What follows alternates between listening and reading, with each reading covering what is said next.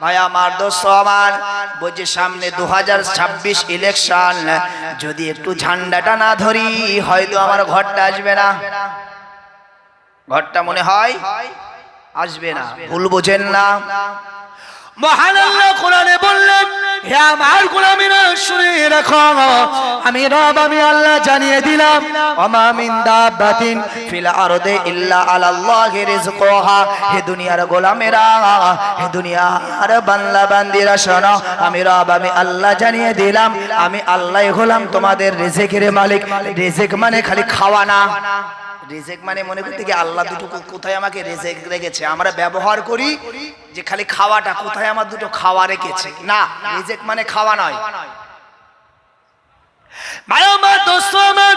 দুনিয়াতে আপনার আল্লাহ থাকার জন্য একটা ঘর দান করেছেন, যে ঘরটা হলো আল্লাহর পক্ষ থেকে আপনার নিয়ামত, যেটাকে আল্লাহ বলছেন রিজিক। ভাই আমার দোস্ত আমার, দুনিয়াতে আপনাকে আল্লাহ জমি জায়গা দিয়েছে, ওটাও হলো আপনার জন্য আল্লাহর রিজিক। ভাই আমার দোস্ত আমার, খাওয়া দাওয়া, আপনার পোশাক আশাক, সন্তান সন্ততি, বিবি বাল বাচ্চা, দুনিয়াতে রব আল্লাহর পক্ষ থেকে আমরা দুনিয়াতে যে নিয়ামত গুলো পেয়েছি এগুলোই কে বলা হয় নিয়ামত। ভাই আমার দোস্ত আমার, দুনিয়াতে যদি আল্লাহ পাকের নিয়ামত ঘর হয় তাহলে দেওয়ার মালিক হলেন আল্লাহ। আর যদি আজকে যদি আপনি মনে করেন 2026 সাল ইলেকশন আসছে, যদি আমি ঝান্ডাটা না ধরি আমার ঘরটা হবে না, তাহলে আপনি আল্লাহ বলে মানছেন কাকে? ঝান্ডাকে। আমি কারোর নাম ধরে বলছি না, আপনি ঝান্ডাকে ধরছেন, আপনি রাজনীতি করছেন, করুন, রাজনীতি খারাপ জিনিস নয়। আরে রাজনীতিতে তো সমাজসেবক কাজ, যদি আপনি ভালো পন্থায় ব্যবহার করতে পারেন, আর না হলে মরেন আপনাকে এমন গুদম পালিশ করবে আপনি চিন্তা করে পারবেন না যে দুনিয়ায় নেতা কেন হয়েছিলাম। কোরআন শরীফে আলহামদুলিল্লাহি রাব্বিল আলামিন, ইমাম ফখরুদ্দিন রাজি রাহমাতুল্লাহ আলাইহি তিনি তাফসীরে কবীরের ভিতরে এই আলহামদুলিল্লাহি রাব্বিল আলামিন, সমস্ত প্রশংসা সেই রব আল্লাহর জন্য, যিনি আমাকে ভালো রেখেছেন, যিনি আমাকে সুস্থ রেখেছেন, যিনি আমাকে নামাজি বানিয়েছেন, যিনি আমাকে জলসায় বসার তৌফিক দিয়েছেন, যিনি আমাকে নেতা বানিয়েছেন, যিনি আমাকে লিডার বানিয়েছেন, সব কথার সব ব্যক্তির জন্য যেটা আল্লাহর দরবারে শুকরিয়া আদায় করা হয় আলহামদুলিল্লাহি রাব্বিল আলামিন। এই আলহামদুলিল্লাহি রাব্বিল আলামিনের প্রশংসা এর তাফসীর লিখতে লিখতে ইমাম ফখরুদ্দিন রাজি রাহমাতুল্লাহ আলাইহি তিনি এখানে আদিল বাদশার কথা তুলে ধরলেন, যে কিয়ামতের ময়দানে মহান আল্লাহ সর্বপ্রথম বিচার করবেন একদল আদিল বাদশা, যারা ইনসাফ করনেওয়ালা বাদশা, এরাই যাবে জান্নাতে। আর একজন দুনিয়াতে যারা বেইনসাফি, যারা দুনিয়াতে নেতৃত্ব চালিয়েছে, তাদেরকে আগে একদল দেবে জাহান্নামে। অত সহজ নয় ভাইয়া মাদ্দস্ত আমার, নেতা হওয়া সহজ, নেতার নেতৃত্ব ঠিক রাখা বড় কঠিন। নেতার জন্য আমরা নেতা হতে গিয়ে বিরাট চেষ্টা করছি। আজকে এ ওর বিরুদ্ধে বলছে, ও ওর বিরুদ্ধে বলছে, এ বলছে ও মুনাফিক, ও বলছে ওরা দেয় না আমরা দিই। ভাই আমার দোস্ত আমার, রাজনীতি আপন জায়গায় থাক, আমি কিন্তু রাজনৈতিক ভাবে কারোর পক্ষে কারোর বিপক্ষে কাউকে টাচ দিয়েও বলছি না নেতা হন। নেতা হওয়া দোষের নয়, তবে নেতা হতে গেলে আপনাকে নেতার মতো নেতা হতে হবে, যেমন হয়েছিল ওমরে ফারুক হুজুর। হযরত ওমরে ফারুক রাদিয়াল্লাহু তাআলা আনহু হুজুর আমার, তিনি লিডার হয়েছিলেন, নেতা হয়েছিলেন। নবী ইন্তেকালের পরে হযরত আবু বকর হুজুর খলিফা। খলিফা মানেই প্রতিনিধি, প্রতিনিধি মানেই হলো নেতা, নেতা মানেই হলো রাজা, নেতা মানেই হলো বাদশা, নেতা মানেই হলো লিডার। আজকে মনে করেন আমাদের দেশের যিনি নেতা, যিনি বাদশা, যিনি লিডার, তিনি হলেন নরেন্দ্র দামোদর মোদি। আর তৎসময় আরব উপমহাদেশের যিনি নেতা লিডার ছিলেন, তার নাম ছিল হযরত ওমরে ফারুক। প্রথম জামানায় নবীর পরে আবু বকর হুজুর, তারপরে হযরত ওমরে ফারুক হুজুর। এমন মানুষ ছিলেন উমারে ফারুক রাদিয়াল্লাহু তাআলা আনহু হুজুর তিনি কেমন নেতা ছিলেন আগে তার চরিত্রটা বুঝুন। উমারে ফারুক হুজুরের স্ত্রী দাবি করেছেন, হে উমার তুমি একটু দেখো না তোমার মন্ত্রীকে বলে তোমার যে ভাতা তোমার যে মাহিনা আছে একটাবার তুমি 1 মাসের মাইনে বেশি নিয়ে আমাদের সংসারের জন্য আমার জন্য এই ব্যবস্থাগুলো একটু করতে পারো কিনা। উমারে ফারুক হুজুর ঠিক সেই কথা অনুযায়ী স্ত্রীর কথা অনুযায়ী প্রস্তাব পাঠিয়েছে, আমি ওমার নেতা লিডার আমার যে ভাতা হয় আমি চাই এবারে একসঙ্গে আমার 2 মাসের মাইনে দেওয়া হোক। এই মাসের আর এর পরবর্তী যে মাসটা আমি ডিউটি করব 2 মাসের মাইনে আগে দেওয়া হোক। কেমন নেতার মন্ত্রী, কেমন নেতার আপনার লিডার দেখুন, সে বলছে এই ওমারে ফারুক তুমি খলিফা তাতে আমার আসে যায় না, আমি অর্থমন্ত্রী। তবে মনে রাখো ওমর তুমি যে আর 1 মাসের টাকা অগ্রিম চেয়েছ ওই অগ্রিম টাকাটা তোমাকে দেব, তুমি অগ্রিম 1 মাস বাঁচবে এই গ্যারান্টিটা আমাকে আগে দাও। ওমর হুজুর চুপটি মেরে গেলেন, স্ত্রীকে ডেকে বললেন বিবি দাবি করো না, সত্যি আমি ওমর আমার চোখ খুলে দিয়েছে, আমি নেতা আমি লিডার, ইচ্ছা করলে আমি জোর করে আনতে পারতাম কিন্তু না, আমি ওমর ও আমার জন্য সঠিক কথা বলেছে, এই ছিল নেতা। ওমরে ফারুক রাদিয়াল্লাহু তাআলা আনহু তিনি নেতৃত্ব চালাতেন, সারা দিন তিনি গদিতে বসে বসে নেতৃত্ব দিয়েছেন আর রাতের বেলা তিনি ঘুরে ঘুরে বেড়াতেন। একবার জোরে বলবেন না। উমারে ফারুক রাদিয়াল্লাহু তাআলা আনহু হুজুর আমার তিনি সারা রাত ঘুরে একটা দিন রাতের বেলা তিনি দেখছেন একটা ঘরের ভিতরে বাচ্চা কাচ্চাগুলো কান্নাকাটি করছে। উমারে ফারুক হুজুর পিছন থেকে গিয়ে আওয়াজ দিলেন, মা দরজাটা একটু খোলো, কি ব্যাপার তোমার বাচ্চারা কেন কাঁদছে?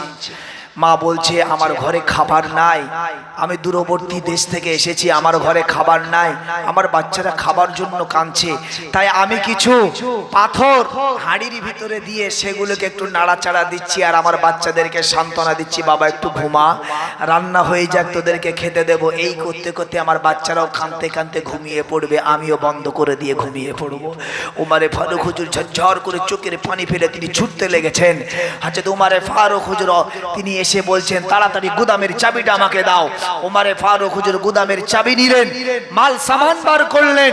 থানার যিনি প্রতিনিধি আছে তিনি বললেন হুজুর আমার মাথাতে দেন। উমার বলছে না, আমি উমার হলাম এই আরব মক্কা মদিনার আমি রাজা নেতা লিডার, আজকে আমি যে নেতার চেয়ারে বসেছি সেই নেতৃত্ব ঠিক হচ্ছে না, একবার আমাকে ছেড়ে দাও, কারণ আমার কাজ আমার বুঝাটা আমার মাথায় বুঝা বয়ে আমাকে তার ঘরে পৌঁছে দিতে দাও। জোরে বলুন। উমারে ফারুক হুজুর ছুটে গেলেন, মা তাড়াতাড়ি তুমি রুটি বানাও, খানা বানাও। হযরত উমারে ফারুক হুজুর সহযোগিতা করলেন, মহিলা বানালেন। উমারে ফারুক হুজুরের সহযোগিতায় নবী ও হযরত উমারে ফারুক বলেন বাচ্চাদেরকে তোলেন। হযরত উমারে ফারুক হুজুর বাচ্চাদের গালে তুলে খাওয়াচ্ছেন, মাও খাওয়াচ্ছেন। উমারে ফারুক হুজুর বললেন, মা তুমি কালকে তুমি উমারের দরবারে এসো, আমি উমারের দরবারে তোমার সাথে দেখা করব। সকালবেলা যখন উমারে হুজুরের দরবারে এসে দেখছেন তিনিই উমার। একবার জোরে বলুন। এর নাম তো নেতা, এর নাম তো লিডার। আর এখন নেতা আপনার পূজার কি হচ্ছে কোনো ঠিক নাই, খালি নেতার পকেট ভরা নিয়ে নেতারা কম্পিটিশনে রয়েছে। ভাই আমার, দোস্ত আমার, ওই রকম নেতা হতে যান না। আপনারা হাজির তো বলছে আলহাজ অমুক নেতা, আলহাজ অমুক এমএলএ, আলহাজ অমুক এমপি। ও আলহাজ কিয়ামতের দিন সঠিক বোঝা যাবে ও আলহাজটা কিসের জন্য ছিল। ভাই আমার, দোস্ত আমার, চলুন সেই জায়গায় আমি ভুলে যাই নাই। হযরত সালাবা রাদিয়াল্লাহু, হযরত আব্দুল্লাহ ইবনে হুযাফা রাদিয়াল্লাহু তাআলা আনহু হুজুর আমার এই সময় দেখে বললেন, হে বাদশা কায়সার, আপনি যে ভয় আপনি আমাকে দেখাচ্ছেন এজন্য আমি ঈমান ছেড়ে দেব না। এমন সময় বাদশা কায়সার বড় রেগে গেলেন। এমন সময় বললেন, হে আমার সেনারা, আর দেরি নয়, আমার মেজাজটা ঠিক নয়, তাড়াতাড়ি আব্দুল্লাহ ইবনে হুযাফা হাত পা গুলো বাঁধো আর ওই গরম তেলের উপরে ছেড়ে দাও। আমার দোস্ত আমার আব্দুল্লাহ ইবনে হুযাফা তাকে যখন হাত পা বাঁধা হচ্ছে, যখন তেলের উপরে ছাড়া হবে, আর একটা বার বলা হলো, হে আব্দুল্লাহ ইবনে হুযাফা একবার বলো। নবী সাহাবী বললেন, এ কুফারে মুশরিকেরা শোনো, না না আমি গোলাম নবী সাহাবী, আমি নবীর হাতে হাত দিয়ে যে ঈমান গ্রহণ করেছি, যে কালেমা গ্রহণ করেছি, কোনো কিছুর দুনিয়ার বিনিময়, আমার জানের বিনিময় আমি ঈমানকে ছাড়াবো না। আমার দোস্ত আমার বাদশা কাইসারের হুকুমে আব্দুল্লাহ ইবনে হুযাফা রাদিয়াল্লাহু তাআলা আনহু হুজুরকে ছেড়ে দেওয়া হলো। কিছুক্ষণের মধ্যে ইন্তেকাল বরণ করে তার শরীরটা ভোনা ভোনা হয়ে গেল, ফিরবে কিন্তু তিনি ঈমানের কালেমা ছাড়ে নাই। এ নবীর উম্মত উম্মতিরা, ভাই আমার দোস্ত আমার, আজ আমরা যে ঈমানের কালেমার বলিয়ান হয়েছি, একটা বার বুঝতে হবে। আমি সেই জায়গায় আবার ফিরে যাব। আমার প্রথম টপিক ছিল আমরা হলাম মুসলমান বলে দাবিদার, আসলে আমরা জন্মসূত্রে ছিলাম মুসলমান, বাস্তবে কি আমরা মুসলমান? এবার আমাদেরকে মিলাতে হবে। বিশ্ব নবী সরকারে দো আলম নবীজি সাল্লাল্লাহু আলাইহি ওয়াসাল্লাম হাদিস পাকে বললেন, হে আমার উম্মত উম্মতিরা শোনো, মান ক্বালা লা ইলাহা ইল্লাল্লাহ ফা দাখালাল জান্নাহ। হে আমার উম্মত উম্মতিরা, তোমরা যারা কালেমা লা ইলাহা ইল্লাল্লাহ পড়েছো, আল্লাহ ছাড়া কোনো স্রষ্টা নাই যারা বলেছো আমি আল্লাহই হলাম তোমাদের সব, আমি আল্লাহই হলাম তোমাদের মালিক, আমি আল্লাহই হলাম তোমাদের আইন দাতা, আমি আল্লাহই হলাম তোমাদের রিজিক দাতা। হে আমার উম্মত উম্মতিরা শোনো, আমি রাসূলুল্লাহ জানিয়ে দিলাম আমার ওই সমস্ত উম্মত উম্মতিরা ফাদাখালাল জান্নাহ, আল্লাহ কিয়ামতের দিন তাদের জান্নাতের ভিতরে প্রবেশ করাবেন। একবার জোরে বলেন। পাশাপাশি আর একটা হাদিস রাখা যাক। বিশ্ব নবী আমার বললেন, একজন সাহাবীকে সম্বোধন করে ক্বালা মুআজ, উত্তর দিলেন লাব্বাইক ইয়া রাসূলুল্লাহ। আবার ডাক দিলেন ক্বালা মুআজ, উত্তর দিলেন লাব্বাইক ইয়া রাসূলুল্লাহ। আবার ডাক দিলেন ক্বালা মুআজ, উত্তর দিলেন লাব্বাইক ইয়া রাসূলুল্লাহ। ভাই আমার দোস্ত আমার, এবার নবী সাহাবী বলতে লাগেন, ইয়া রাসূলুল্লাহ কে ইয়া হাবিবাল্লাহ হুজুর, আপনি আমাকে তিনবার ডেকেছেন। বিশ্ব নবী আমার বললেন, হে আমার সাহাবী শোনো, আমি তোমাকে 3 বার ডেকেছি আর তুমি 3 বার ডাকে সাড়া দিয়েছ, আমি নবী নিজে শুনতে পেয়েছি। এমন সময় সাহাবী মুআজ রাদিয়াল্লাহু তাআলা আনহু হুজুর আমার বলতে লাগেন, ইয়া রাসূলুল্লাহ গে ইয়া হাবিবাল্লাহ হুজুর, তবে আপনি 3 বার আমার ডাকের সাড়া শুনতে পেয়েছেন, তারপরে আপনি আমার সাথে কথা বলেছেন। ইয়া রাসূলুল্লাহ গে ইয়া হাবিবাল্লাহ হুজুর, এমন চিত্র তো এর আগে দেখি নাই। নিশ্চয়ই আজকে এই ডাকার পিছনে কোনো না কোনো কারণ আছে, কোনো না কোনো রহস্য আছে। এমন সময় বিশ্ব নবী আমার বললেন, এ বাবা সাহাবী মুআজ শোনো, আমি রাসূল পাক তোমাকে 3 বার ডাকের কারণ হলো, এখন তোমাকে যে কথাটি বলবো এই কথার প্রতি তিনি সত্যি করলাম, বেশি প্রাধান্য দিলাম। ভাই আমার দোস্ত আমার, আমরা যখন কাউকে খুব প্রয়োজন হয় আসার, বলছি তুমি আসবে আসবে আসবে, ডাক দিই কাউকে বলছি আসো, আর আমরা কাউকে বলছি তুমি আসবে আসবে আসবে, মানে তিনি সত্যি কথা বেশি প্রাধান্য দেওয়া, মানে ওকে আসতেই হবে। বিশ্ব নবী আমার বললেন, হে বাবা সাহাবী মুআজ শোনো, এখন তোমাকে যে কথাটা আমি বলবো এই কথার উপরে বেশি প্রাধান্য দিলাম, তিনি সত্যি করলাম। নবী সাহাবী শুনবার জন্য আগ্রহী পোষণ করলেন। এবার বিশ্ব নবী আমার বললেন, হে বাবা সাহাবী মুআজ শোনো, শাহাদাতু আল্লা ইলাহা ইল্লাল্লাহ হারামাল্লাহু আলাইহিন নার। হে বাবা সাহাবী শোনো রাখা, যদি কোন আমার উম্মত উম্মতি একবার যদি তারা শাহাদাতের বাণীটা পড়ে নাই, একবার একাত্মবাদের স্বীকারটা করে নাই, ওই একই কথা, আল্লাহ ছাড়া কোনো স্রষ্টা নাই, আল্লাহ ছাড়া কোনো মাবুদ নাই, আল্লাহ ছাড়া কোনো রিজিক দাতা নাই, আল্লাহ ছাড়া কোনো আইন দাতা নাই। এ আমার উম্মত উম্মতিরা শোনো, এ আমার সাহাবী শুনে রাখো, আমি রাসূল জানিয়ে দিলাম আমার ওই উম্মত উম্মতির জন্য জাহান্নামের আগুনটা হারাম হয়ে যায়। এ নবীর গোলামেরা, আমরা আমাদের জবানে শত শতবার কলেমা তেলাওয়াত করি। আমরা কলেমার মাজলিস যখন হয় তখন কলেমা শরীফ পড়ি। যখন আমরা মাজলিসে এসে জলসা শুনতে আসি তখন আমরা কলেমা পড়ি। যখন রাতের বিছানায় আমরা ঘুমিয়ে যাই তখন আমরা কলেমা পড়ি। আমাদের কথাই তো রাসূল বললেন যে একবার কলেমাটা পড়ে নিল ওই মানুষটার জন্য আমার আল্লাহ জাহান্নামের আগুন হারাম করে দেন। ঠিকানা তো হলো আমাদের জন্য দুইটা, একটা হলো জাহান্নাম আর একটা হলো জান্নাত। যদি জাহান্নাম যদি আমাদের হারাম হয়ে যায় ঠিকানা হয়ে যাবে আমাদের আল্লাহর দয়ার জান্নাত। আয় আমার দোস্ত আমার বিশ্ব নবী আমার এ কথা বলবার পরে নবী সাহাবী হযরতে সাহাবী মুআজ রাদিয়াল্লাহু তাআলা আনহু বললেন ইয়া রাসূলুল্লাহ ইয়া হাবিবাল্লাহ হুজুর, তবে আমার জানবার ইচ্ছা দুনিয়াতে এমন উম্মত আপনার হবে যারা কিনা দুনিয়ার জমিনে তারা তাদের ভিতরে অন্য কোনো ইবাদত থাকবে না, অন্য কোনো আমল থাকবে না, নামাজ থাকবে না, রোজা থাকবে না, হজ থাকবে না, যাকাত থাকবে না।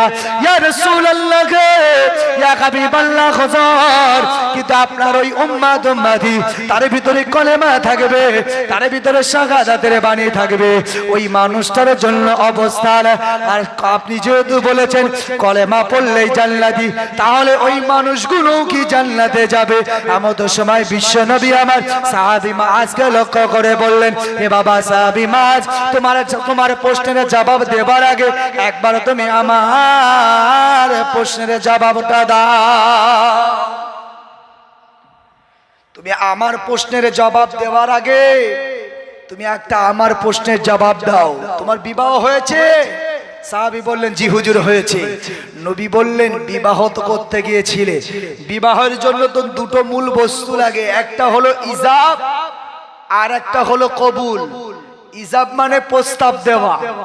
ওই যে বলে না অমুক গ্রামের ছেলে অমুকের ছেলে অমুক এত টাকা দেনমোহর ধার্যে তোমার সাথে বিবাহ করতে আসিয়াছে, এর নাম হলো ইজাব। আর মেয়ে বলে আলহামদুলিল্লাহ আমি কবুল বা কবুল কবুল, এর নাম হলো কবুল মানে গ্রহণ করা, প্রস্তাব দেওয়ার গ্রহণ করা। এই দুটো হলো বিয়ের মূল বিষয়। মনে করুন দোয়া হলো না, খুতবা হলো না, খাওয়া হলো না, লোক এলো না, ইজাব আর কবুল হলো বিবাহ জায়েজ। হয়তো আমরা যেগুলো করি উত্তম তরিকায়, আমরা খুতবা মানে বক্তৃতা হয়, তারপরে দরুদ কলেমা শরীফ সূরা ফাতিহা শরীফ দোয়া করা হয় তাদের দাম্পত্য জীবন যেন আল্লাহ সুখময় করে, এগুলো ভালো সুন্নাত তরিকা। কিন্তু যদি এগুলো নাও হয়, ইজাব কবুল হয়, বিবাহ জায়েজ। দোয়া দরুদ সব হলো, ইজাব কবুল হলো না, বিবাহ হলো না, জায়েজ না। ওই জন্য ইজাব আর কবুলটা ঠিকভাবে দেখতে হয়। ওই জন্য সাক্ষ্যকে বলে দিতে হয় দেখো তুমি যাচ্ছ মেয়ে কবুল বলছে কিনা নিজ কানে শুনে আসবে, তোমার উপরে দায়িত্ব। ওই জন্য সে বলে তুমি নিজ কানে শুনেছো? হ্যাঁ শুনেছি, এটা বলতে হয়। তার কারণ সে সাক্ষী যিনি আছে নিজ কানে শুনেছে, মেয়ে কবুল বলেছে কিনা ইমাম সাহেবের কাছে এসে বলে, আবার উকিলের হাত ধরে তার প্রস্তাব, আবার যে সে প্রস্তাব দিয়েছিল প্রস্তাব অ্যাকসেপ্ট করেছে সেটা ছেলের কাছে আবার বলা হয়, দুজনের সমর্থনে বিবাহ কমপ্লিট হয়। তো নবীজি বললেন সাহাবী তোমার যে ইজাব তুমি পাঠিয়েছিলে তোমার বিবির কাছে, সে ইজাবটা কি ছিল একবার বলবে নবী? সাহাবী হযরতে সাহাবী মুআজ রাদিয়াল্লাহু তাআলা আনহু হুজুর তখন বললেন ইয়া রাসূলুল্লাহ হুজুর আমি তো তেমন কিছু নাই, আমার ইজাবের মধ্যে যেমন সিস্টেম যে আমি আমার বাড়ি কোথায়, আমার বাপের নাম কি, কত টাকা দিনমোহর, হ্যাঁ আমি সেই কথাগুলোই বলেছিলাম যে আমি অমুক গ্রামের ছেলে অমুকের ছেলে অমুক, এত টাকা দিনমোহর, তো এর পরিবর্তে তোমার সাথে বিবাহ করতে আসিয়াছি, তুমি কি রাজি? মেয়ে বলেছিল আলহামদুলিল্লাহ আমি কবুল, আমি মেয়েকে বাড়ি নিয়ে চলে এসেছি, আমার স্ত্রী সে। নবী বললেন সাহাবী মুআজ তোমার ওই বিবি বাড়িতে আসার পরে তোমার বিছানা করে, তোমার রান্না বান্না করে, তোমার বাবা মার খেদমত করে, তোমার সংসারের কাজকর্ম করে। নবীজির কাছে সাহাবী হুজুর বলেন জি হুজুর সব করে। তো বলছি এগুলো যে তুমি করাচ্ছ তোমার ইজাবের মধ্যে তো ছিল না, তুমি কেন করাও? এটা তো তোমার তো বেইনসাফি হচ্ছে। নবীজির কাছে সাহাবী বললেন, ইয়া রাসূলুল্লাহ, ইয়া হাবিবাল্লাহ, হুজুর মেয়ের কাছে এই কটা প্রস্তাবই রাখা হয়, সে যখন প্রস্তাব গ্রহণ করে, প্রস্তাব গ্রহণ করার সাথে সাথে তার উপরে একটা লাকাব চলে আসে, তিনি আমার স্ত্রী হয়ে যান, তিনি আমার বিবি হয়ে যান, আর তার স্বামী হয়ে যায় আমি। আর স্বামী হওয়ার সুবাদে তিনি যে আমার গৃহবধূ, তার উপরে কিছু দায়িত্ব অর্থাৎ আমার সংসারের দায়িত্ব চলে আসে। এগুলো বলা লাগে না। আমার বাড়ির বাপ মার খেদমত, আমার খেদমত, রান্না বান্না, উঠান ঝাড় ধোয়া, ঘর বাড়ি পরিষ্কার পরিচ্ছন্ন রাখা, এগুলো অটোমেটিক বিবি হওয়ার সুবাদে তার উপরে এই দায়িত্বগুলো বাড়তাই। ভাই আমার, দোস্ত আমার, বিশ্বনবী সরকার দো আলম নবীজি সাল্লাল্লাহু আলাইহি ওয়াসাল্লাম এমন সময় বললেন, ইয়া মা সাহাবী, মা একবার শোনো, যে একবার ঈমানের কালেমাটা পড়ে নাই, এই মানুষটা আর বেঈমান থাকে না। যে একবার পড়ে নাই আল্লাহ ছাড়া কোনো স্রষ্টা নাই, আল্লাহ ছাড়া কোনো মালিক নাই, আল্লাহ ছাড়া কোনো আইনদাতা নাই। ভাই আমার, দোস্ত আমার, নবীজি বলতে লাগে, রে এ বাবা সাহাবী মা শুনে রাখো, যে একবার জবানে কালেমাটা পড়ে নিল, সেই মানুষটা একজন ঈমানদার হিসাবে আল্লাহর দরবারে বিবেচিত হয়। আর এই ঈমানদারের দায়িত্ব রব আল্লাহ কোরআনে জানিয়েছেন। এ বাবা সাহাবী মা শুনে রাখো, রব আল্লাহ কোরআনে জানিয়েছেন, ইয়া আইয়ুহাল্লাযীনা আমানু, হে ঈমানদারেরা, যারা আমি রব, যারা আমি আল্লাহ, আমার উপর ঈমান এনেছো, বিশ্বাস স্থাপন করেছো, আমি রব, আমি আল্লাহ জানিয়ে দিলাম, ঈমান আনার পরে আর তোমরা ইচ্ছে মতন জীবন যাপন করতে পারো না। আমার ঈমানদারেরা, এবার আমি রব, আমি আল্লাহ, তোমাদের উপরে আমার আদেশ, উদখুলু, এবার তোমরা প্রবেশ করো। কোরআনের বাচন ভঙ্গিটা ফলো করতে হবে। আল্লাহ বলছে উদখুলু, উদখুলু শব্দের বাংলা পরিভাষা হলো প্রবেশ করো। প্রবেশ শব্দটা কিন্তু সব জায়গায় মানায় না। কেউ যদি রাস্তা দিয়ে যায়, জিজ্ঞাসা করে, গ্যাস ভাই কোথায়, কেউ বলবে নাকি রাস্তায় প্রবেশ করেছে? বলবে না। যখন আমি মজলিসে এলাম, বলছে দেখলাম মজলিসে প্রবেশ করেছে। যদি আমি মসজিদে ঢুকি, বলবে মসজিদে প্রবেশ করেছে। আমি যদি বাড়িতে ঢুকি, বলবে বাড়িতে প্রবেশ করেছে। কোরআনের বাচন ভঙ্গিটা ফলো করুন। ওই জায়গায় প্রবেশ করেছে শব্দটা মানানযোগ্য, যার একটা বাউন্ডারি আছে। আল্লাহ বুঝাচ্ছে। ভাই আমার, দোস্ত আমার, আর আল্লাহ বললেন, হে আমার ঈমানদারেরা শুনে রাখো, তোমরা যারা ঈমান এনেছো, আমি রব, আমি আল্লাহ জানিয়ে দিলাম, উদখুলু, এবার তোমরা প্রবেশ করো। ঈমান আনার পরে তোমরা ইচ্ছা মতন চলবে তা হতে পারে না। আমি আল্লাহ জানিয়ে দিলাম তোমরা কোথায় প্রবেশ করবে। ফিসসিলমি, ইসলামের ভিতরে। ইসলামের ভিতরে আছেটা কি? ভাই আমার, দোস্ত আমার, এই ইসলামের ভিতরে রব আল্লাহ যেটা রেখেছে, আল্লাহ বললেন, হে আমার গোলামেরা শোনো, আমি আল্লাহ জানিয়ে দিলাম, ওমা খালাকুল জিন্না ওয়াল ইনসা ইল্লা লিয়াবুদুন। এই আমার ইসলামের ভিতরে আছে ইবাদত। ইসলামের ভিতরে আছে ইবাদত। এই ইসলামের ভিতরে থাকবে কারা? শুধুমাত্র জিন আর ইনসান সম্প্রদায়, মানুষ আর ইনসান সম্প্রদায়।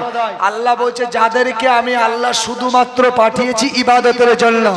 ইসলামের ভিতরে আছে কি? ইবাদত। ইসলামের ভিতরে আছে কি? নামাজ। নামাজটাই হলো ইবাদত। ইসলামের ভিতরে আছে কি? রোজা। এটাই হলো ইবাদত। ইসলামের ভিতরে আছে কি? হজ। এটাই হলো ইবাদত।